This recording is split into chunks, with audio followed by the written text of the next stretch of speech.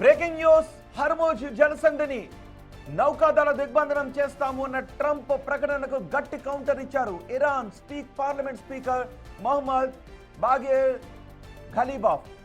Trump warning ను ఎగతాళి చేస్తూ అమెరికాలోని ఇంధన ధరలను ప్రస్తావిస్తూ ట్వీట్ చేశారు స్పీకర్. ట్రంప్ నిర్ణయం వల్ల అమెరికా ప్రజలే భారీగా మూల్యం చెల్లించుకోవాల్సి ఉంటుందని హెచ్చరికలు జారీ చేశాడు ఇరాన్ పార్లమెంట్ స్పీకర్.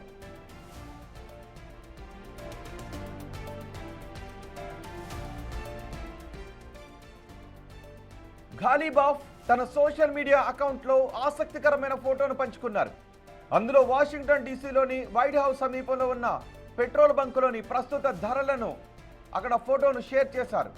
అమెరికన్లను త్వరలోనే ఈ ధరలను మిస్ అవుతారని ఆ ఫోటోకు క్యాప్షన్ కూడా ఇచ్చారు. ట్రంప్ తీసుకున్న దిగ్బంధన నిర్ణయం వల్ల చమురు ధరలు ఆకాశాన్ని తాకుతాయని, ఇప్పుడున్న ధరలు కూడా అమెరికన్లకు కలగా మిగిలిపోతాయని ఆయన సెటైర్ వేశారు.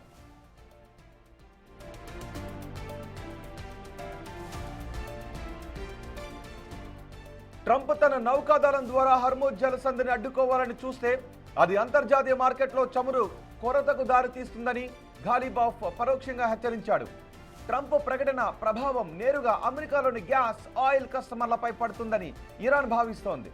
పెట్రోల్ ధరలు విపరీతంగా పెరిగితే ఆ ప్రభావం ద్రవ్యోల్బణంపై పడి ట్రంప్ ప్రభుత్వంపైనే ప్రజాగ్రహం వ్యక్తమవుతుందని అంచనా వేస్తోంది.